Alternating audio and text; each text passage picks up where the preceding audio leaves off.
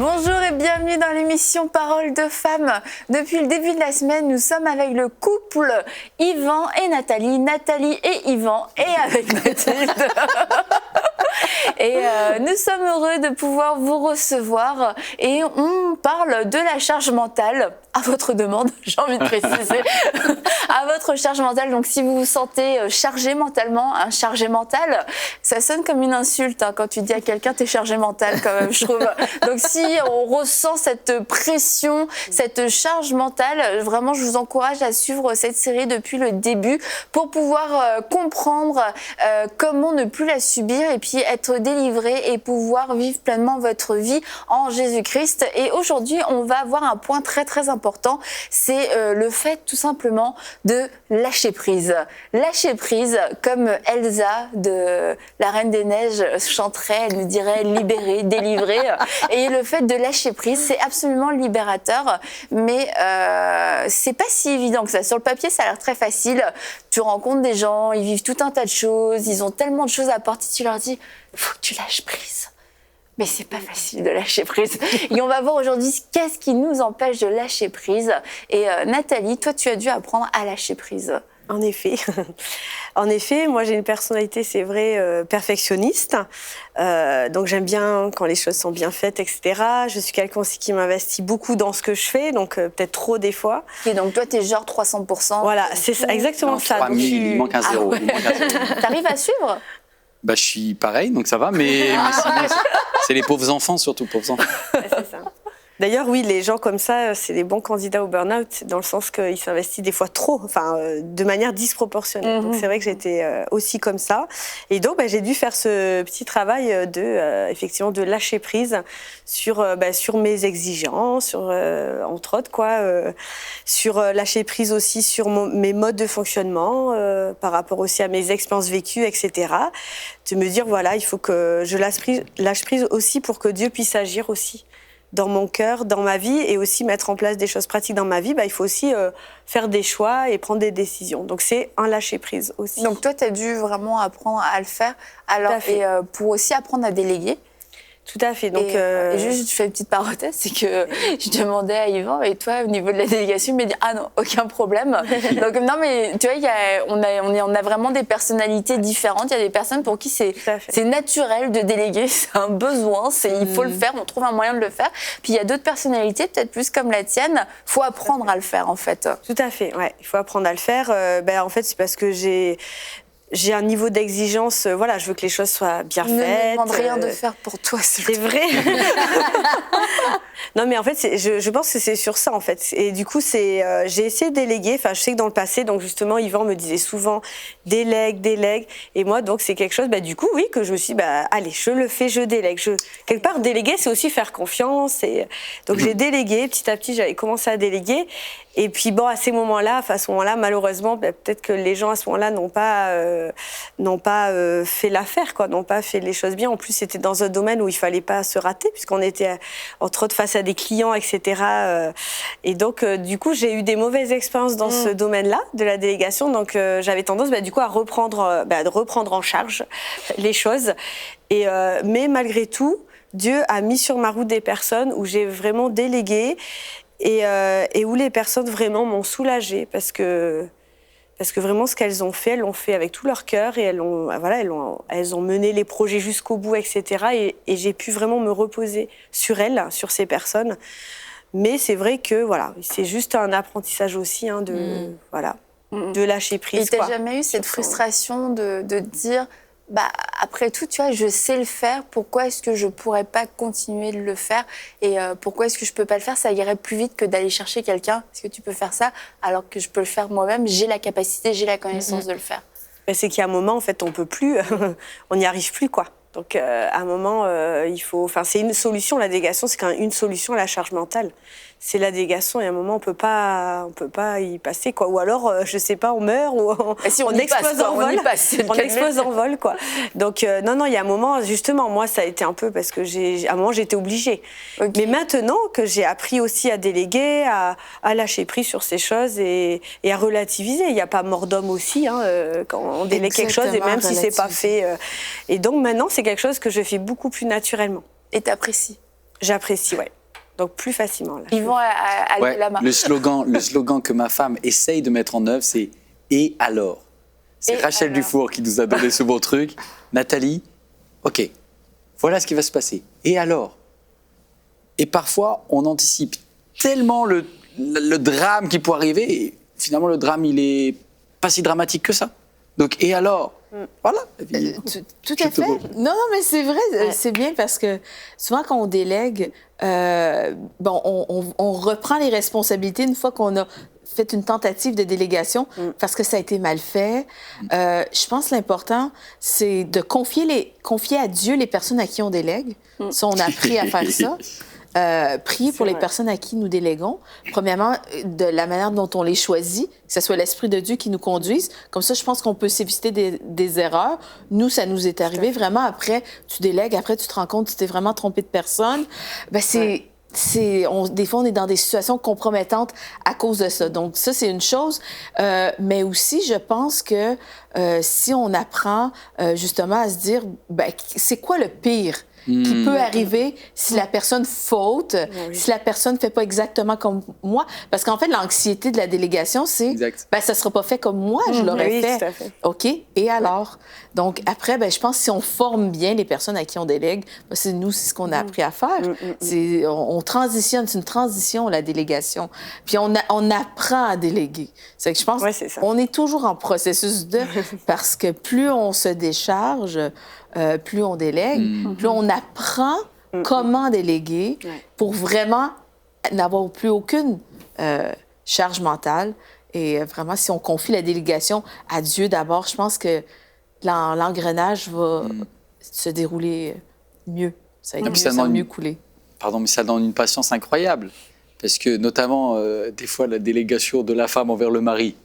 Par exemple, sur une tâche dont vous avez tous des exemples, mais bon... oui, je te promets, je vais le faire. Tu le fais avant 4 heures. Oui, je le ferai, ma chérie. Et donc, c'est vrai que des fois, je l'ai déçu. Souvent, je l'ai déçu. Bon, presque toujours, je l'ai déçu. Allez, on arrête là. Mais il y a un moment où ça prend du temps pour une personne qui était dans des habitudes qui étaient mauvaises de changer. Et puis alors, on peut être donc, du coup assez dur. Il y a beaucoup de paraboles comme ça là, dans la Bible où il y a un maître qui est assez dur.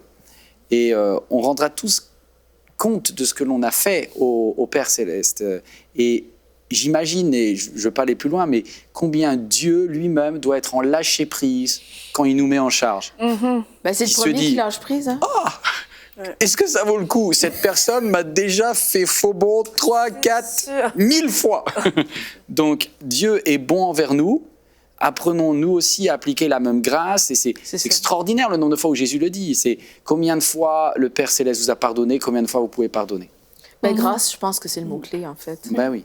Et on lit aussi dans la parole de ne pas avoir une trop haute opinion de nous-mêmes, mais de garder quand même des sentiments assez modestes pour nous-mêmes, selon la mesure de foi, d'onction qu'on a pu recevoir. Et c'est d'avoir conscience, parce que quelque part, quand on ne veut pas déléguer, on se dit, bah...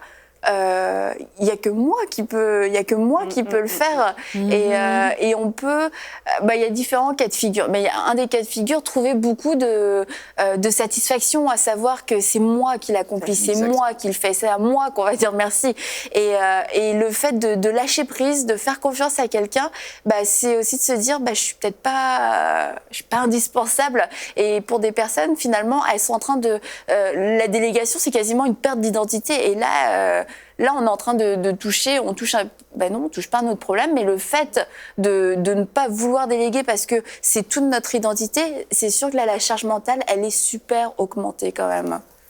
Ouais, d'autant plus quand on veut tellement bien faire les choses. Moi, j'ai juste cette pensée par rapport à la Bible, notamment, on appelle ça la parabole du fils prodigue, parce qu'on pense au petit jeune qui, justement, a lâché. Et puis, alors que l'aîné, lui, il est resté hyper fidèle. Mais c'est cet aîné-là qui risque la charge mentale. Parce qu'il est tellement en contrôle qu'il a énormément de mal à ce que le père fasse des choses dont il n'est pas au courant. Enfin, quand il arrive et qu'il va voir le serviteur, on dit « j'entends de la musique et des danses ». Qu'est-ce que c'est quoi ce délire-là? Je bosse dans la maison comme un fou depuis des années. Et là, Et là, le serviteur lui dit, il y a ton frère qui est revenu et il va reprendre une place. Et puis papa, il est tellement heureux, il est en train de faire une méga fête. Et lui, dans sa tête, mais la maison du père, c'est pas une maison de fête. C'est une maison au travail, c'est une maison dans laquelle on est organisé. Et puis c'est la notion, moi je suis un serviteur. Moi je suis, le mot qu'il utilise, c'est moi je suis un doulos. C'est le mot douleur en grec. C'est-à-dire que moi quand j'ai compris le service de Dieu, moi j'avais un peu cette mentalité de frère aîné, quoi. Moi j'ai jamais quitté l'église. Le service de Dieu, tu prends, tu t'y colles et tu lâches pas. Et alors c'est très bien en soi. Mais le problème c'est quand quelqu'un d'autre arrive pour avoir une place et juste avoir un peu de fun dans la maison de Dieu, on est là en disant, non, il n'est pas assez sérieux, il n'est pas assez qualifié, il n'est pas assez bien. Et il y a un moment où c'est compliqué parce que le père doit sortir. Parce que finalement, pour le papa, c'est pas les deux fils sont sortis de la maison. Le fils aîné le plus jeune, il était parti très vite et voilà. Mais après, c'est celui qui était soi-disant resté fidèle qui lui est en train de sortir de la présence du père, tellement il est dans le reproche, tellement il est dans la critique, parce que les choses n'ont pas été faites selon lui, n'ont pas été faites aussi bien qu'il voulait, et ça explose dans sa tête. Il a du mal à accepter, à lâcher prise. Nous aussi. Nous aussi. Et encore une fois, on voit que ça nous vole notre joie et ça nous empêche de travailler en équipe parce qu'on n'est pas appelé à souffrir tout seul. Service de Dieu, on s'y colle et on souffre. Et c'est pour la vie, en fait. Tout à fait. Finalement, la délégation, c'est une forme d'humilité aussi. Tout à fait. Parce que c'est...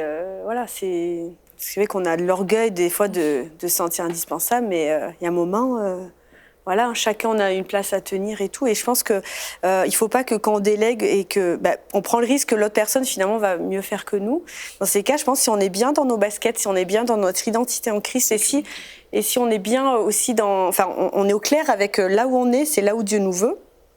Pas de problème. Mais c'est vrai que ça s'apprend. Pour beaucoup de monde, ça s'apprend. De lâcher prise sur ça aussi, quoi.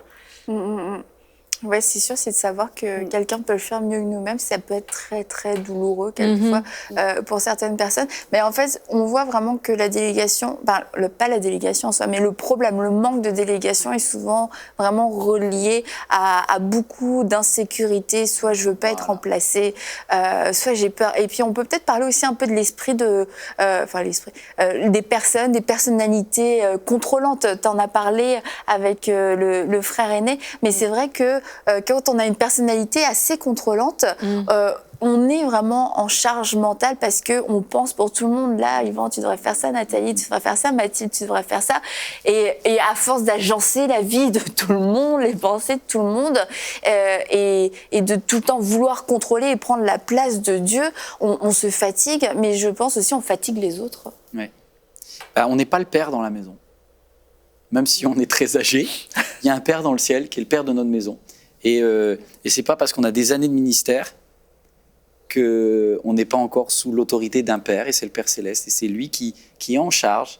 Et finalement, nous, on passe, mais lui, il passe pas, il est éternel. Le lâcher-prise, c'est de 0 à 99 ans. Parce que le lâcher-prise, jusque dans la mort, jusqu'au moment où le Seigneur nous a... Non, c'est-à-dire, j'ai envie de rester, je veux encore travailler. Non, reviens à la maison. C'est tout ce que l'on fait sur la terre, c'est la perspective de l'éternité. Et quand on fait ça, il y a les choses sont remises à leur place. On va se mettre dans des états pas possibles pour des détails. Objectivement, si toi qui regardes cette émission, tu regardes les crises de colère que tu as pu passer, mais aujourd'hui, tu te rappelles encore le sujet de la dispute? Objectivement, on ne se rappelle même plus. Moi, je me rappelle que dans l'église, des fois, j'étais extrêmement blessé parce que quelqu'un n'a pas tenu sa parole, n'a pas fait un travail. Puis finalement, 10 ans après, on prend un verre ensemble, on rigole. On se dit, non, mais c'était rien. Mais à l'époque, c'était une énormité. Donc, remettons un peu tout ça en perspective. OK, aimons, accordons un pardon, la grâce, nous aussi, on en a besoin. Et c'est super. Si on oublie cela, on va être vraiment dans du mérite à fond. Et on sort de l'Évangile. Parce que dans ce cas-là, on retourne dans l'Ancien Testament plus que dans le Nouveau. L'Ancien Testament, c'est « si mon peuple s'humilie, si, alors ». Et dans le Nouveau, c'est que Dieu vous a aimé alors que vous n'étiez pas encore aimable. C'est extraordinaire, l'amour de Dieu. Ce que Jésus fait à la croix, c'est qu'il meurt pour des gens qui n'ont rien fait pour lui, pire, qui font du mal. Il n'y a pas plus grand lâcher-prise. Moi, ça m'inspire beaucoup. J'essaie de le mettre en pratique. Comme tu disais, Annabelle, très justement, Seigneur, donne-moi d'être en sécurité par rapport bien dans mes chaussures, bien dans mon appel, de ne pas vouloir faire des choses à ma façon. C'est extrêmement important. Ça apporte de la paix pour toi. Si tu es en paix, toi, tes proches sont en paix, les personnes plus loin sont en paix. La paix, elle se communique. Alors que le stress, lui, c'est pareil, il est contagieux. Donc, choisissons bien, parce que plus tu as du leadership, plus tu vas mettre l'ambiance de la maison derrière. Le frère aîné, là, il a mis une ambiance qui était quand même compliquée dans la maison. Il a dit, il n'y a jamais eu, pour moi, un chevreau. Ça veut dire que dans la maison, il bossait. Hein. Mais alors, on rigolait pas beaucoup. Hein. Et au final, le père n'était pas si heureux que ça. Et quand le père dit, mais mon fils est revenu, on va faire la fête, lâcher prise. Je voudrais juste quand même dire une chose, parce que j'ai peut-être été un peu négatif envers ceux qui sont hyper fidèles. Parce que mine de rien, non seulement tu as été fidèle, alors que les autres ont abandonné, et en plus c'est toi qui as tort parce que tu n'as pas lâché prise. Il y a un mot qui m'a fait pleurer, et puis après je vais laisser la parole à ma femme, mais j'ai eu pour mon anniversaire, mes parents m'ont écrit un verset, et ils ont mis ce verset qui dit « Mon fils, tout ce que j'ai est à toi ». C'est ce que le père dit au fils aîné.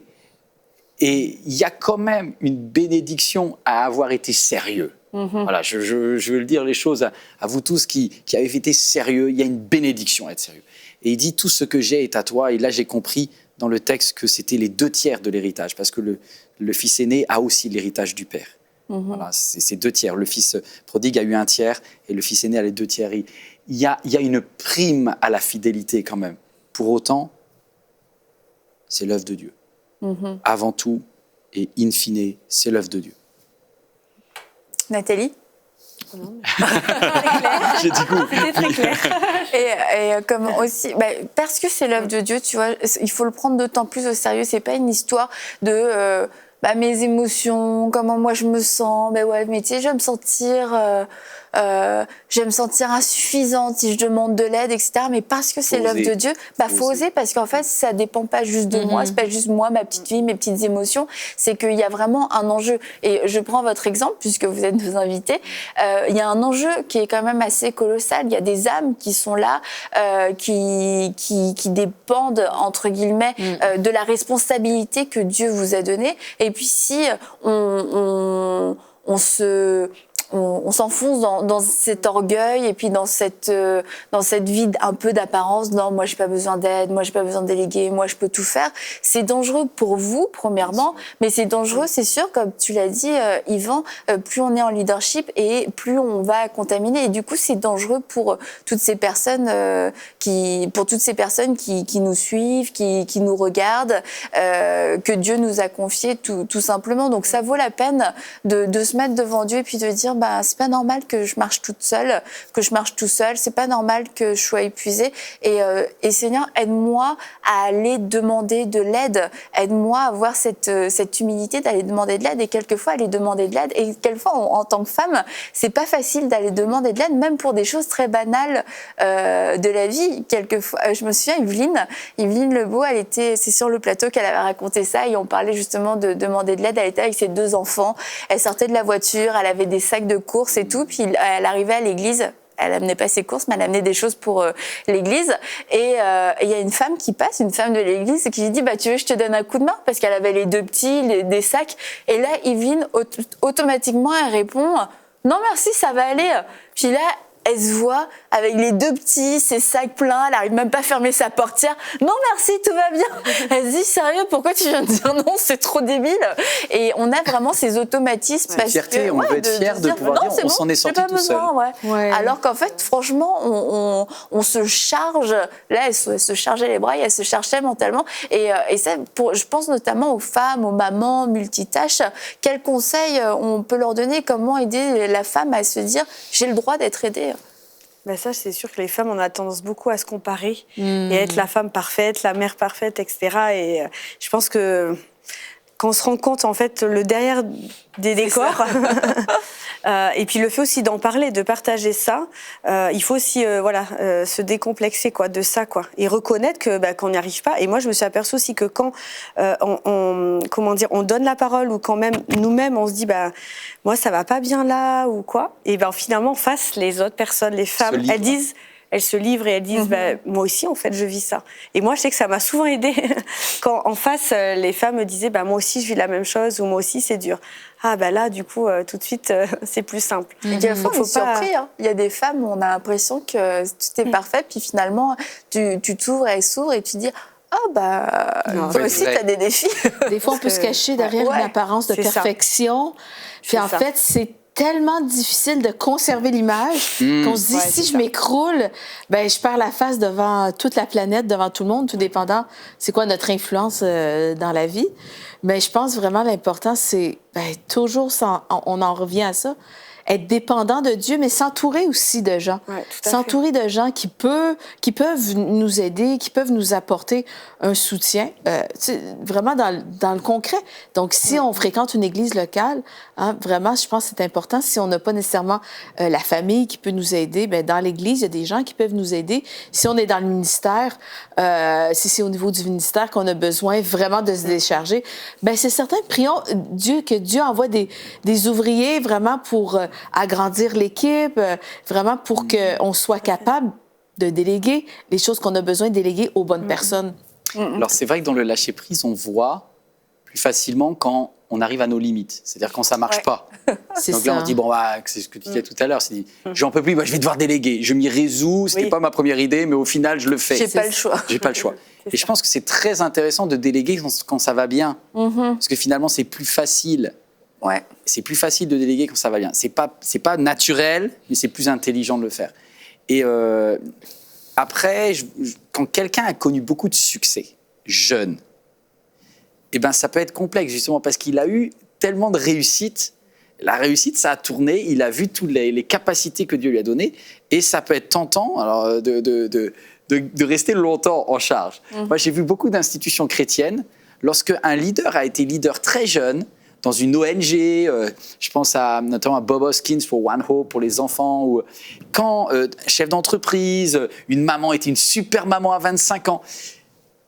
C'est dur de rester dans la durée parce qu'il y a la pression et il faut anticiper. J'étais avec quelques pasteurs de grandes organisations il y a quelques temps et puis se poser la question, à partir de quand il faut penser à préparer un successeur, à déléguer.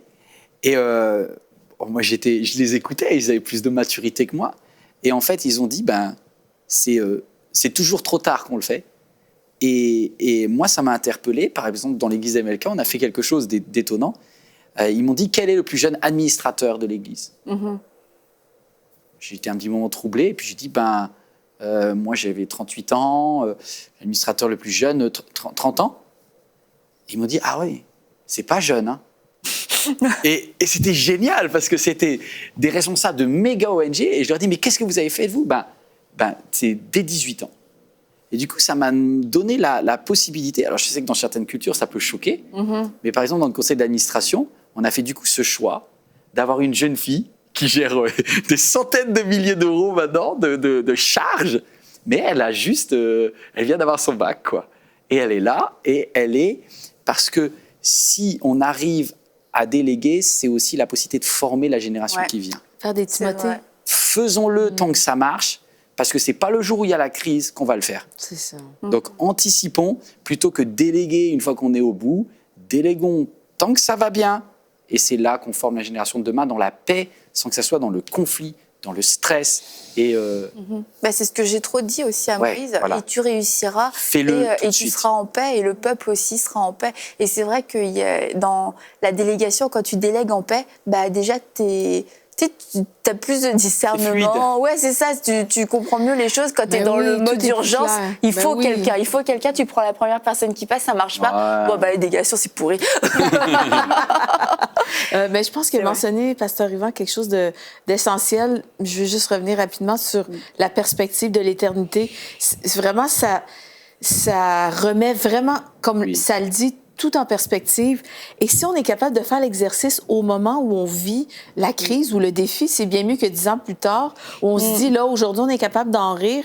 Mais si aujourd'hui, je suis capable de dédramatiser le fait que ça n'a pas été nécessairement parfait, peut-être que ça a causé des petits, des moyens, des grands dégâts, mais dans la perspective de l'éternité, à quoi Et alors? C'est ça. Et dramatique. Et voyons, apprenons à dédramatiser, Ouais, et dire c'est dans ça. l'éternité, vraiment, c'est quoi l'impact? Bon, je pense que déjà sur le coup, on s'enlève une charge mentale, C'est on s'enlève sûr. un très gros C'est énorme. stress. Ça coupe vraiment les sentiments d'échec ou vraiment ça diminue énormément le stress que ça peut nous causer. Je pense que déjà, si on se dit dans 10 000 ans, dans 3 milliards d'années, qu'est-ce que ça... Et puis sinon, on accepte d'être vulnérable, d'être quelquefois la première personne, tu vois, dans notre entourage, dans notre milieu. Ça ouvre la porte aux autres à l'être aussi, puis à arrêter d'être tout le temps dans cette performance de perfection. Et parce qu'on s'en rend pas compte, quelquefois, on essaye nous-mêmes de se protéger dans cette recherche de perfection, que les gens pensent qu'on est parfait. Mais à chaque fois qu'on le fait, nous-mêmes, on est en train de monter les standards et puis on fait souffrir la personne d'à côté. Ah, on monte les standards, ça me fait souffrir, je remonte les standards. Et en fait, ça va crescendo, puis on se retrouve quelquefois, quelques mois, quelques années plus tard, dans des familles, dans des couples, dans des églises, avec des personnes qui sont complètement déchirées, qui savent plus qui elles sont, avec qui elles sont, pourquoi elles font les choses. Et Jésus a totalement assumé son identité, sa personnalité. La Bible dit il attirait pas spécialement le regard. Il a rien fait de plus que ce qu'il était. Ce qu'il était, qui il était, c'était largement suffisant. Il l'a fait avec assurance et avec autorité et c'était suffisant. Pourquoi? Parce qu'il a fait exactement ce pourquoi il était appelé sur la terre. Il s'est pas défocalisé. Il a eu 3 ans ultra puissants et c'est pour ça qu'on n'a pas le temps de se défocaliser. On n'a pas le temps non plus on n'a pas le temps d'être parfait. Mais par contre, on a le temps et on doit chercher le temps de faire la volonté de Dieu afin de porter du fruit et d'être utile pour le royaume et d'être agréable pour notre Père aussi. Et on se retrouve demain pour une prochaine émission de Paroles de Femmes.